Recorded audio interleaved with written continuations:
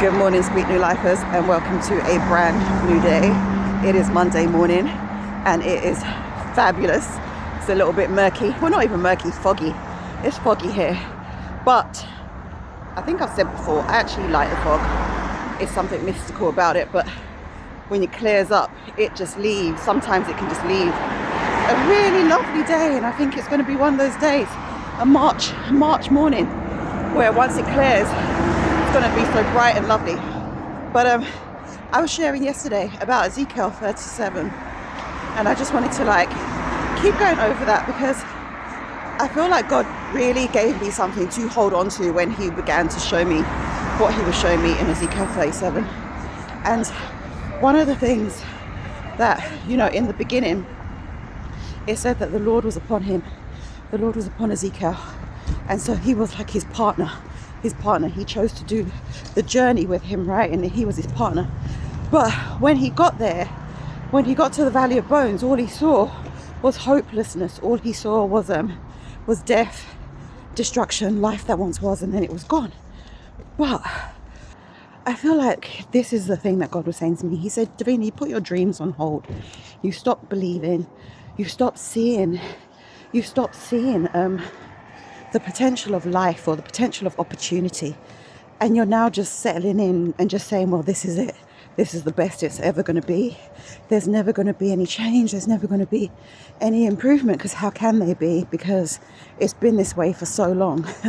It's been this way for so long. And when you read that chapter, or the Valley of the Dry Bones, you saw that the bones were there, and they weren't just dry, but they were very dry, meaning they were sun bleached. They'd been left out for a very long time. They had been in that situation for a very long time, to the point where it looked as though there was no way that there was ever going to be any comeback for those bones whatsoever.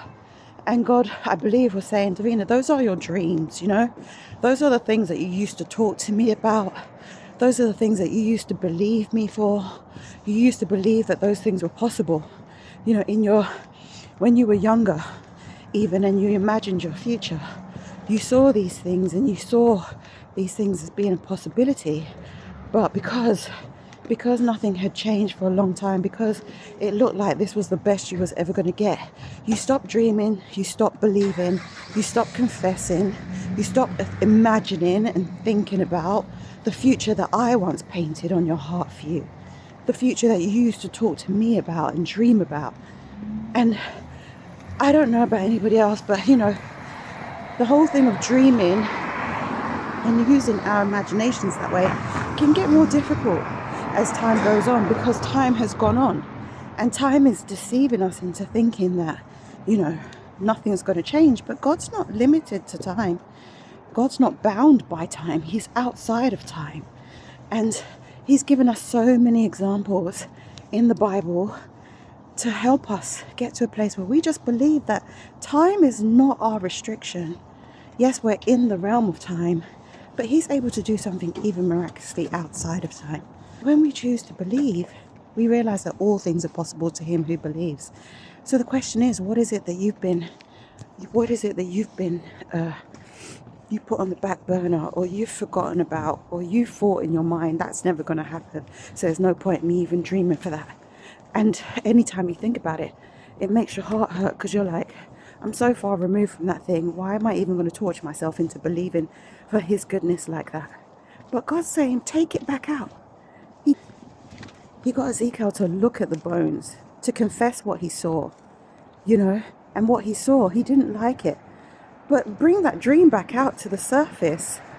Bring it back out to the surface. Lay it out. Lay it out before you and before God. And let God tell you what he wants to say over those things that you are thinking aren't possible anymore. Like, you might be thinking, well, I'm 50 now. I'm approaching 50. I've never been married. I don't have a family of my own. It's never going to happen. I might as well just settle in with these dead bones and get comfortable. That's not what God's saying. That's not what God's saying. He said to Ezekiel, do you believe that these bones can live again?